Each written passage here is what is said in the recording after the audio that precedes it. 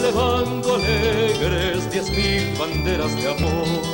El viento las balanceaba desde el ayer hasta hoy.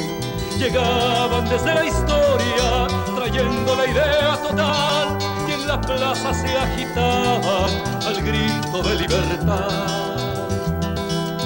Los brazos de la victoria y los hombres del soñar se han vestido de banderas, de rumiñahuis de ardor. Los brazos de la victoria y los hombres del soñar se han vestido de banderas, de rumiñahuis de ardor. Desde hoy en adelante todo será caminar, porque el pueblo ya ha aprendido cómo vencer al dolor.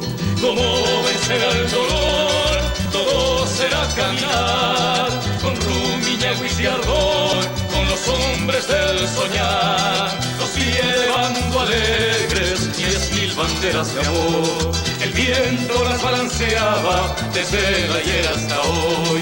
Llegaban desde la historia trayendo la idea total, y en la plaza se agitaban al grito de libertad.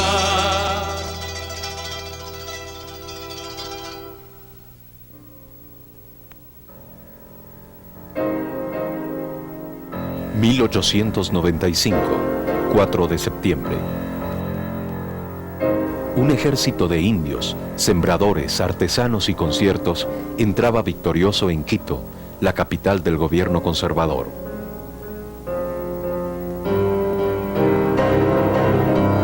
Con Alfaro no solo subieron los sueños de los pobres, las esperanzas de los trabajadores.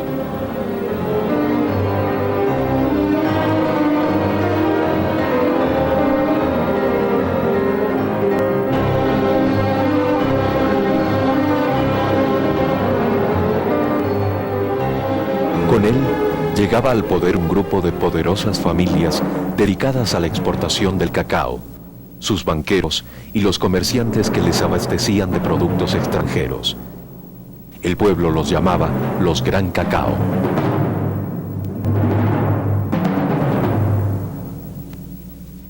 Buscando apoyo para sus reformas, Alfaro logra dictar ciertas leyes en favor de los campesinos y apoya la organización de los trabajadores de las ciudades.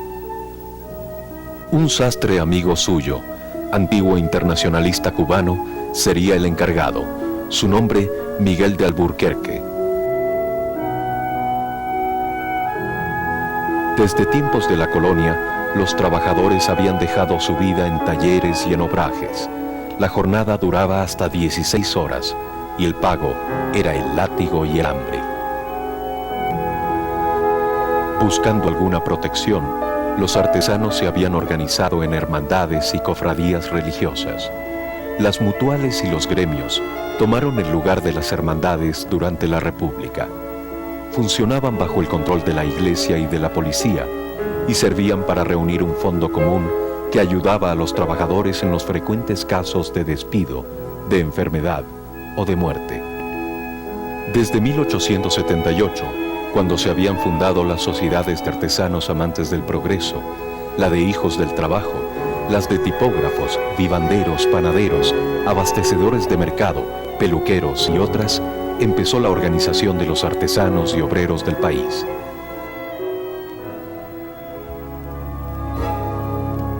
En 1905, el sastre Alburquerque agrupa a las 8 sociedades en la Confederación Obrera del Guayas. Y en 1908, la Sociedad de Cacahueros, dirigida por Tomás Briones, reúne a los trabajadores de la principal riqueza del país, el cacao. Se trata de una organización nueva, avanzada, distinta. Su objetivo ya no sería recaudar fondos para los desvalidos, sino reclamar los derechos de los trabajadores oprimidos. Sus pedidos: derecho a la organización de los trabajadores, igualdad del hombre y la mujer ante el trabajo, jornada de 8 horas. Su lema: pan, libertad, amor y ciencia.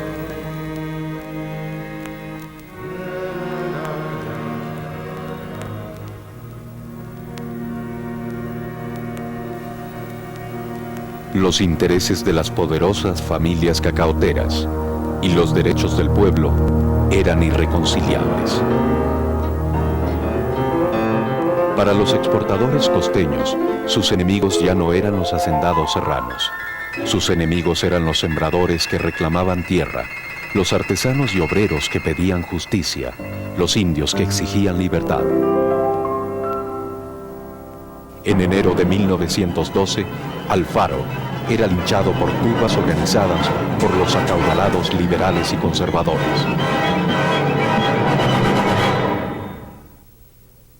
En 1913, la Confederación Obrera del Guayas y la Sociedad Artística e Industrial en Quito festejaban por primera vez el Día de los Trabajadores.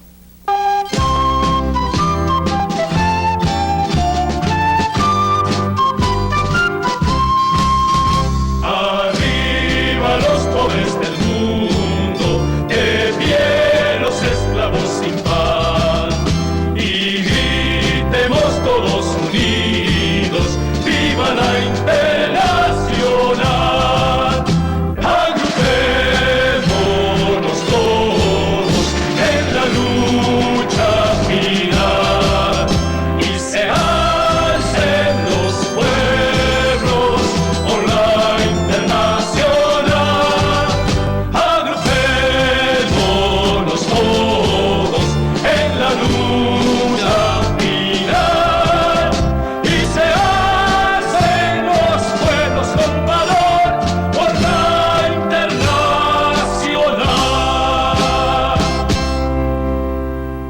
1914, Primera Guerra Mundial. Los precios del cacao bajan en Europa y los Estados Unidos y la crisis se deja sentir en el Ecuador. Para 1922, la crisis no solo ha traído el hambre, ha sembrado también la rebeldía.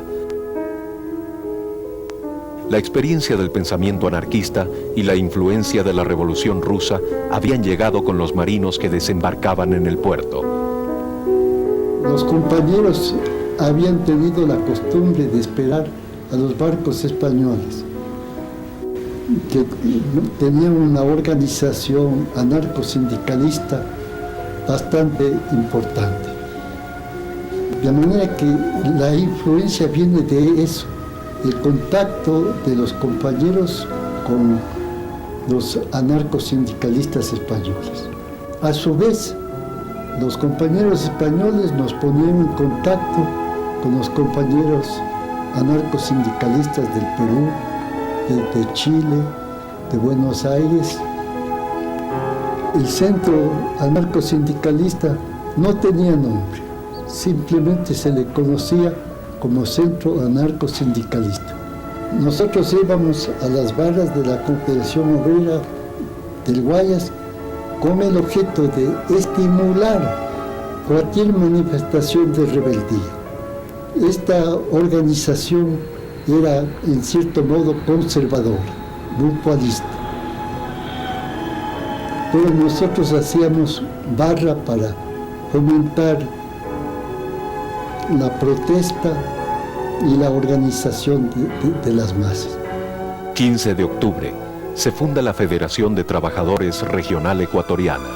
El hecho de la organización de la Federación Regional de Trabajadores se dio como un resultado de la preparación que hacíamos con las diversas organizaciones. 19 de octubre, obreros ferroviarios declaran la huelga a la empresa norteamericana Guayaquil and Quito Railway Company.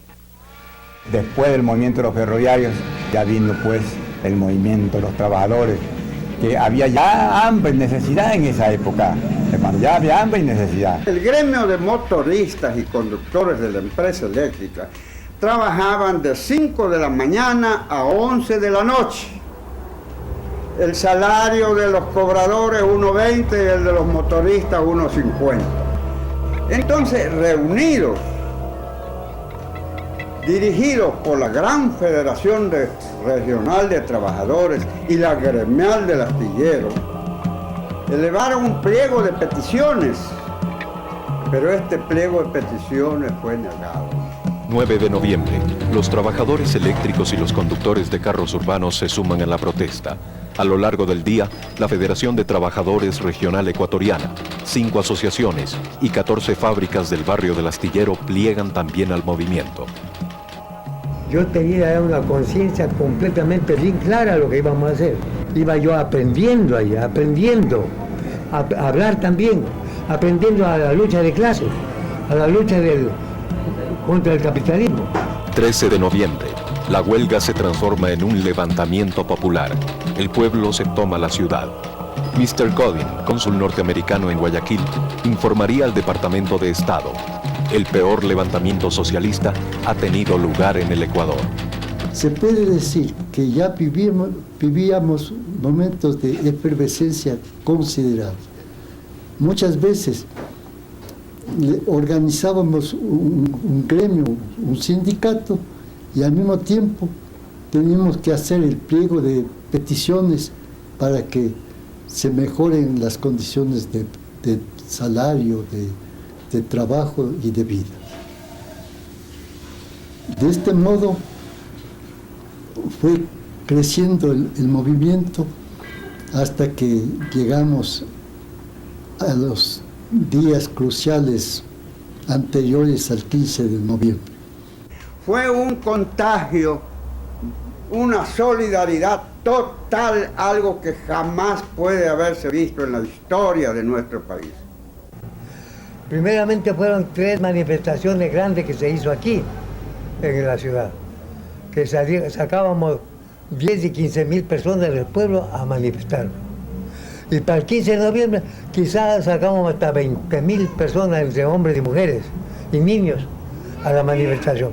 El día 15 de noviembre del año 22, yo no era dirigente obrero, yo no sabía de esta cuestión del movimiento obrero, nada, sino que como joven que salí también al movimiento a luchar por la baja de la subsistencia. Y avanzamos pues hasta abajo, hasta la avenida Olmedo, cuando se pensó el tiro. Yo estaba parado frente primeramente a la clínica Guayaquil, cuando el doctor José Vicente Trujillo dijo en su discurso: pueblo de Guayaquil, hasta hoy día estamos vestidos con la piel del cordero, pero mañana nos vestiremos con la piel del tigre. A estas expresiones de Trujillo, bueno, pues principia la bala.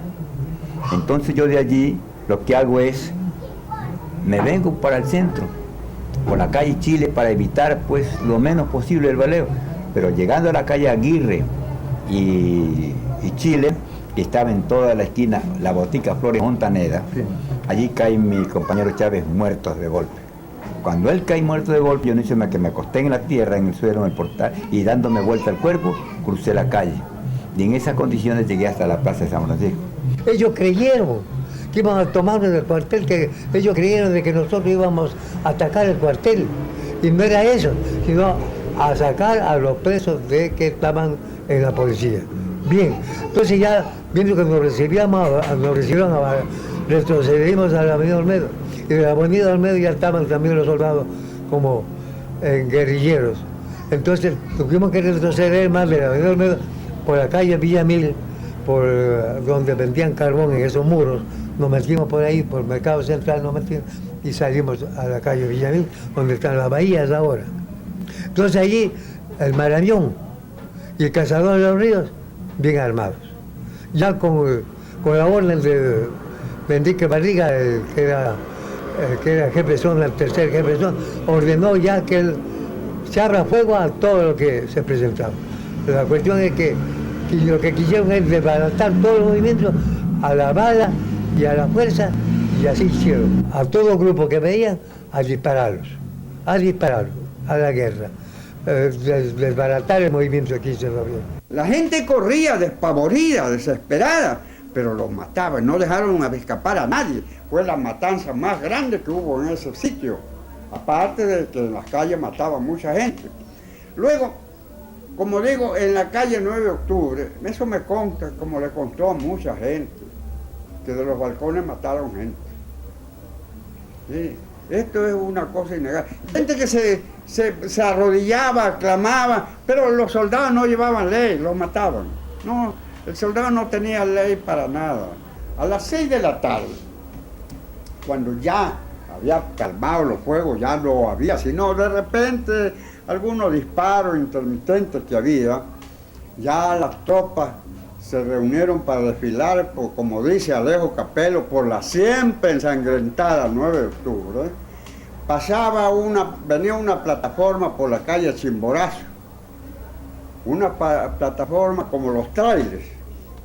Habían cogido los muertos y los habían puesto abajo. Y encima los heridos, los mal heridos, encima los muertos. Al ver yo que se movían en la plataforma los muertos, yo me acerqué y me trepé a la plataforma. Por la incertidumbre, pues se me vino a mi mente mi hermano, ¿no?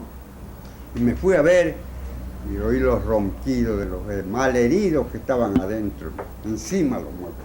Así llevaron a la fosa del cementerio, vivos y muertos. Ese crimen horrendo, ese crimen se cometió.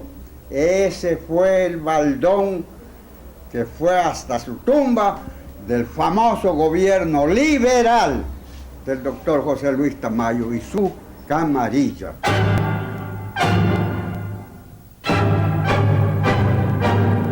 Para mí, estoy seguro, el insinuador, el intelectual, se puede decir, del crimen, fue Arroyo del Río, porque él era presidente de la Cámara de Diputados. Era él. Y también Velasco Ibarra era secretario del Consejo de Estado. Ya desapareció mis hermanos, ya no estaban juntos, ya no veía. Lo que no supe fue que si fueron al agua o fueron a la fosa común.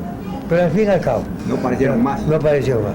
Hasta que cuando yo salí del cementerio, desde el hospital, ya curado de la pierna, me arrodillé en tierra.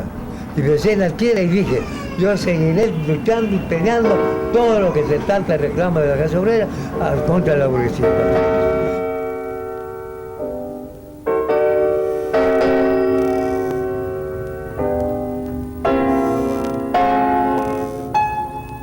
Los años siguientes, pese a la persecución, fueron años en los que se buscó afanosamente un pensamiento político propio de los trabajadores y del pueblo. Cuando hubo esa tremenda masacre el 15 de noviembre del 22, el periódico, el diario El Siglo, que era opuesto al gobierno, fue clausurado por el gobierno. Entonces sí tuvo una influencia poderosa dentro del movimiento intelectual y dentro del movimiento obrero. Y en este grupo nuestro mismo, que ya estaba en El Siglo, tuvo mucha influencia. Y ese fue el origen, se puede decir, de que ese grupo se ampliara más y formáramos 2 años más tarde el grupo denominado La Antorcha, que fundó el periódico La Antorcha y que fueron los fundadores del grupo y los fundadores del Partido Socialista. La influencia del pensamiento socialista y la crisis económica y política de las acaudaladas familias liberales permitió que un grupo de jóvenes militares progresistas llegue al poder. Eran los años de la Revolución Juliana.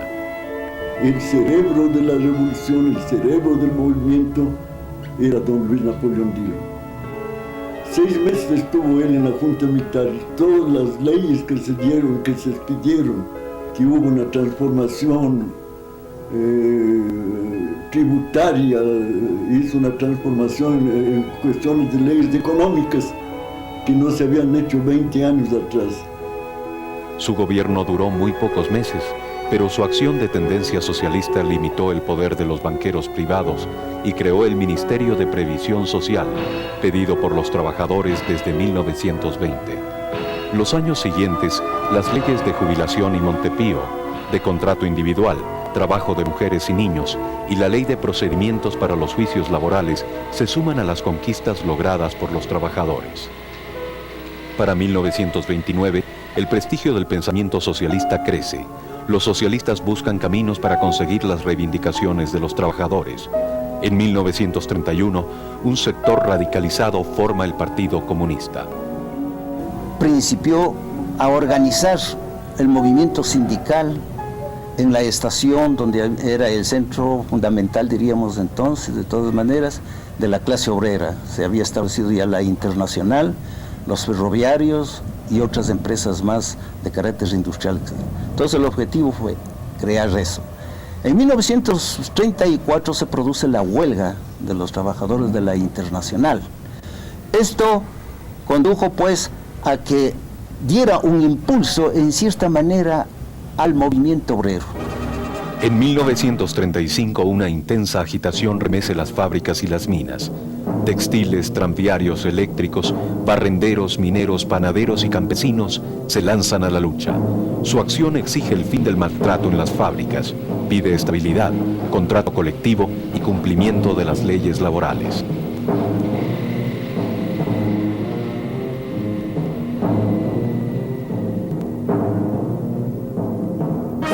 La fuerza del Tercer Congreso Nacional de Trabajadores y el pensamiento del general Alberto Enríquez Gallo consiguen la promulgación del Código del Trabajo. Se habían necesitado 2.000 muertos y más de 60 años para lograrlo.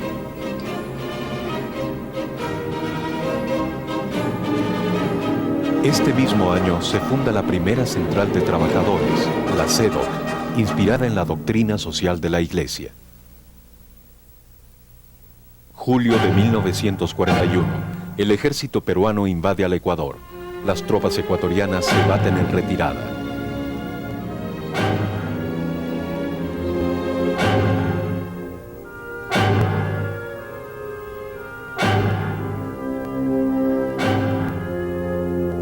En enero de 1942, el Ecuador es obligado a firmar el Protocolo de Río de Janeiro, perdiendo una enorme extensión de su territorio. Una ola de rabia sacude a la nación. El pueblo señala con el dedo a los culpables. El presidente Carlos Arroyo del Río, los partidos liberal y conservador.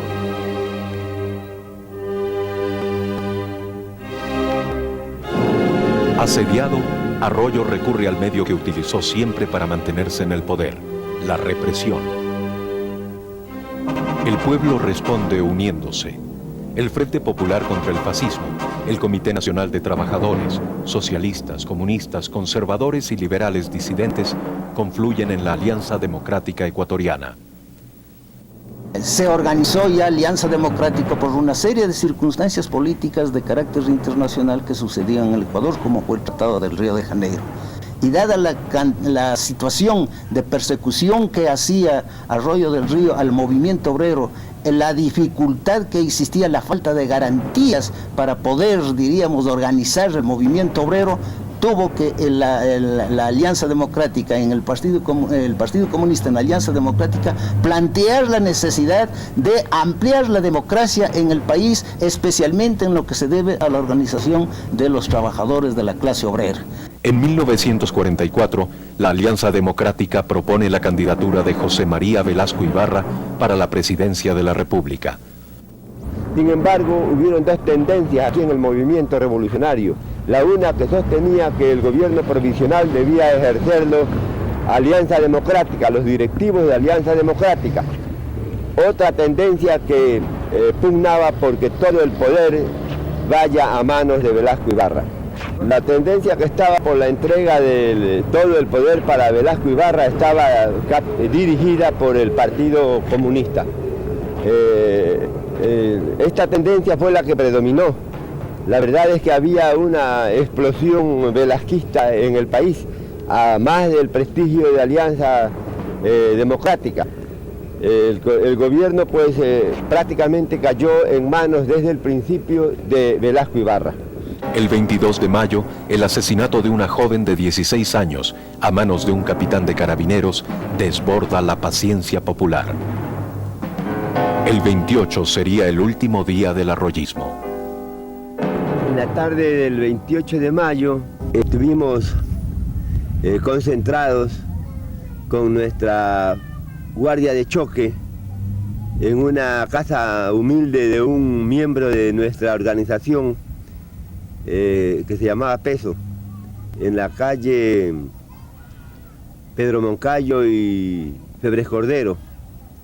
Los estudiantes universitarios y el pueblo en unidad de acción realmente estábamos resueltos a dar una pelea. Tan es así que cuando íbamos al cuartel de de los soldados para que nos den las armas, nosotros íbamos sin saber si en realidad nos iban a dar o no armas. Íbamos dispuestos incluso a pelear a como dé lugar para, si no nos daban las armas, tomarnos las armas y salir a la pelea.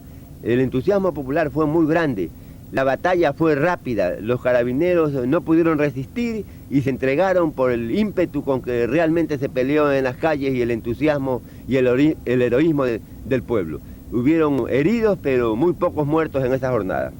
La Asamblea Nacional designó presidente a José María Velasco Ibarra.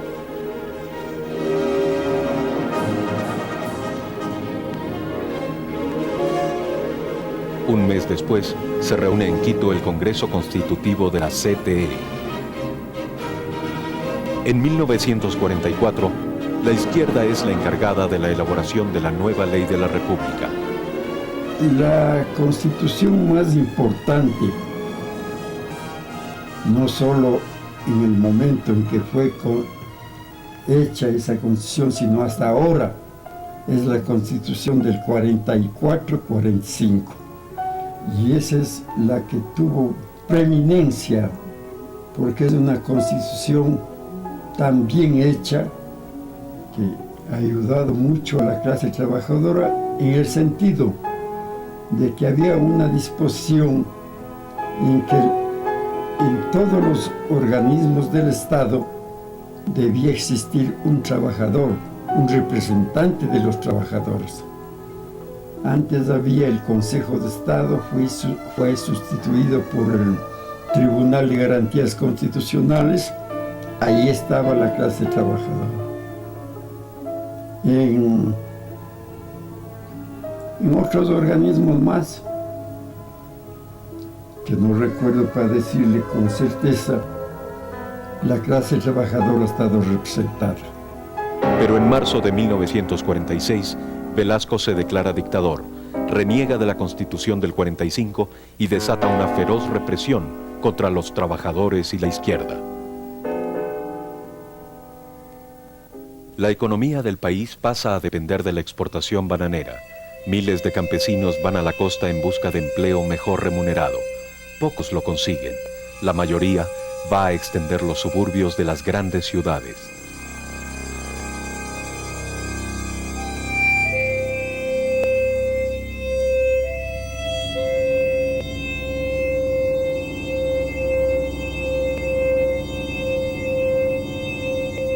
...1959, 2 y 3 de junio... se vuelven a manchar de sangre las calles de Guayaquil. La causa, las protestas motivadas por el hambre que provoca la baja de la exportación bananera.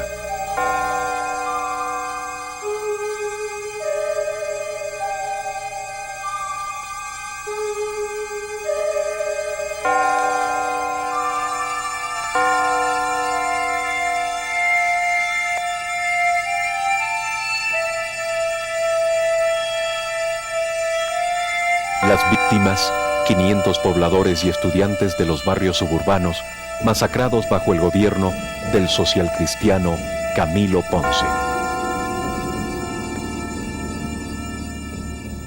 1962, nace una tercera central sindical, la CEOSL.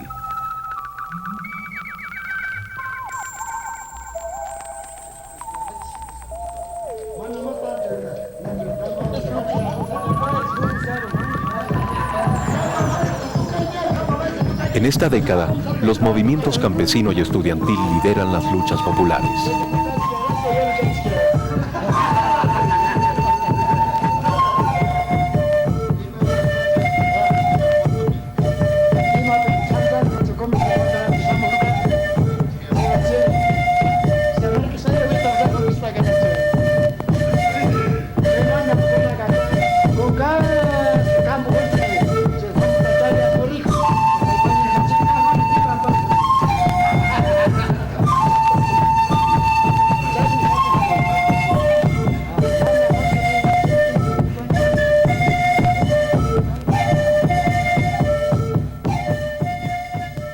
...1972...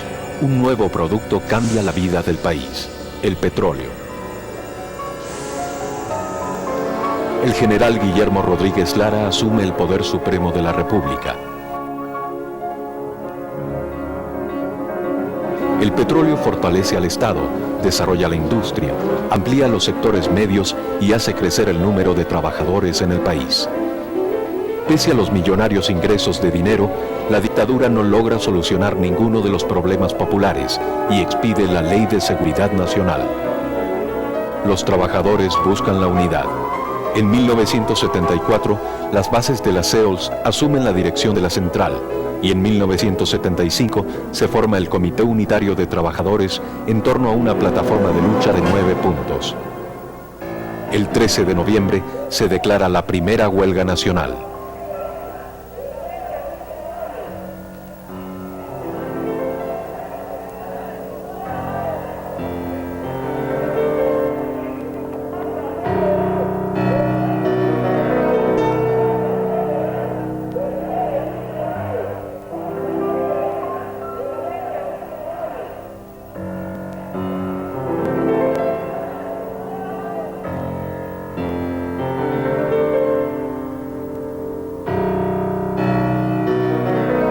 En 1976, un nuevo golpe pone en el poder a un triunvirato militar. El pretexto, el retorno al orden constitucional. Mientras se habla del retorno, un gran festín con pocos invitados devora los dólares que deja la exportación del petróleo. Y cuando el dinero se termina, se hipoteca el país a los bancos extranjeros. El 18 de mayo, el Frente Unitario de Trabajadores declara la segunda huelga nacional. Pide el cumplimiento de la plataforma de 9 puntos y el fin de la dictadura militar. La huelga logró paralizar al país, pero no mantener a las centrales sindicales como las únicas portavoces de las aspiraciones populares. El movimiento pierde fuerza y la persecución se acentúa. Amparada en la Ley de Seguridad Nacional, la dictadura apresa a varios dirigentes sindicales y el 18 de octubre ordena el desalojo de los trabajadores del ingenio Astra. Como a las 7 de la noche más o menos, empezaron a botar bombas lacrimógenas y a echar bala al cuerpo. Y nos alejamos, corrimos, nos escondimos y todo porque... Desde atrás para adelante ya venían algunos compañeros heridos, en la cual se lanzaron al canal y en la cual hoy dicen que son ahogados. Eso es falso.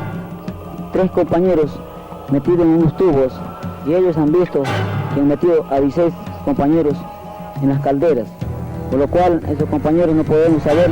El saldo, 120 hombres, mujeres y niños abaleados y después quemados en los calderos del ingenio. Después de 10 años de dictadura, el pueblo amanecía a la esperanza, y la esperanza tenía un nombre: democracia. A partir de entonces, la historia deja de ser historia y empieza a ser presente, a ser acción que levantará un futuro distinto para los trabajadores. Para hablar del futuro, cedamos la palabra a los que empezaron. Lo único que podría decirle yo al pueblo es que es necesario que continúe por la ruta de la organización y la lucha. No es posible una lucha correcta sin una organización férrea. No es posible tampoco organizar a las masas sin una lucha en defensa de sus intereses. Este es el único camino que nos puede abrir un futuro realmente democrático y feliz para nuestro pueblo. La clase trabajadora es la llamada en el futuro a organizar la sociedad de una forma más justa, de una forma más equitativa, procurando eliminar los elementos parasitarios que contiene las potencias imperialistas para que pueda imponerse la justicia social en todo el mundo. Yo deseo que la clase obrera del Ecuador contribuya a este movimiento de unidad y contribuya al triunfo del pueblo en todo el universo.